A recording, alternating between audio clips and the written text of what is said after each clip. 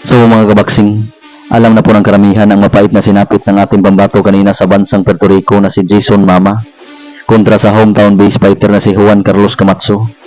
kung saan natalo siya via very controversial split decision sa kabila ng kanyang pinakitang performance, kung saan 2 beses pa niyang pinabagsak si Camacho sa round 3 at sa round 9 pero nabigo pa rin siyang makuha ang panalo,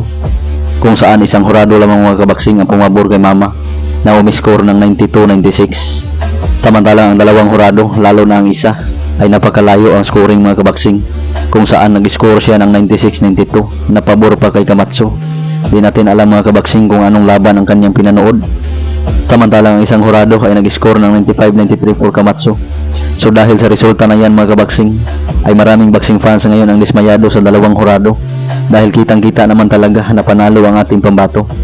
O mas mabuti na lang siguro mga kabaksing kung kanila na lang tinabla, dahil pati nga si Camacho ay hindi makapaniwala na siya ang panalo. Kitang kita naman natin sa kanyang reaksyon mga kabaksing, samantalang si Mama ay talagang napaiyak mga kabaksing sa resulta. So dahil sa controversial loss na yan mga kabaksing, ay nabigo si Jason Mama na makuha ang bakanting WBO in EBO flyweight title na sa ngayon ay hawak na ni Camacho, na nag-improve na ang kartada sa 18 wins with 8 knockouts at may 1 talo. Samantalang si Mama ay nalasap ang kanyang ikalawang talo na may 20 wins with 10 knockouts.